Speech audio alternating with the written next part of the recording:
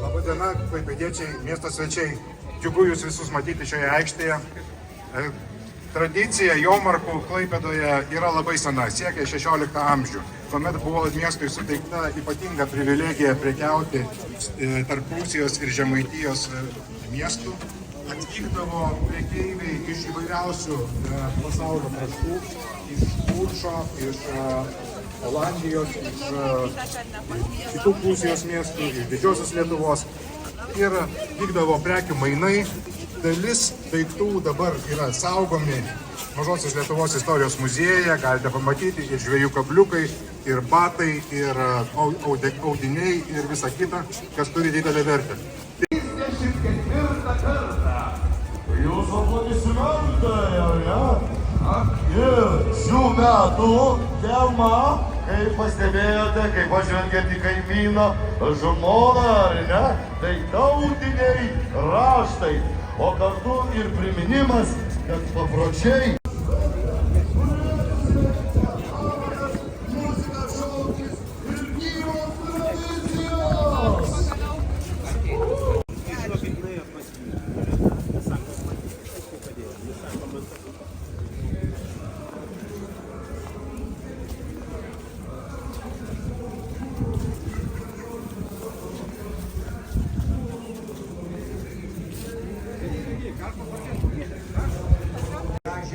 Šventė ir ją inicijavo amžinos atminties Kazimieras. Na, o Kazimierų jau išėjo metai ir man tenko darbuoti jie mato.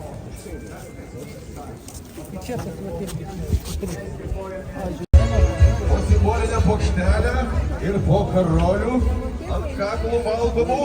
Nepabėgite dar, niekur nepabėgite. Mūsų laukia, kaip sakant, svarbiausia dalis. O svarbiausia dalis yra tradicinis himnas. O šį kartą himną pagiedos, sudainuos Andrijus Talminas ir Pečius Griūt. Pasitikite.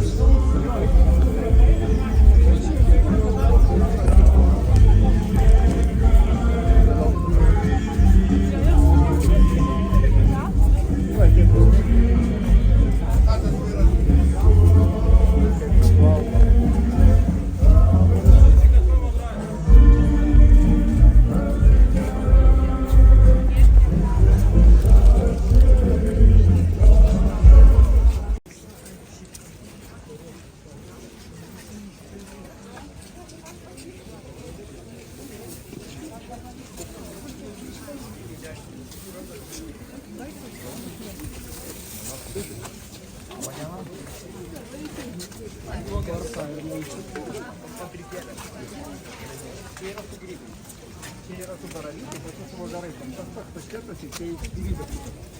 O čia yra naminis, tas vyniotinis kepenų. Su baravykai.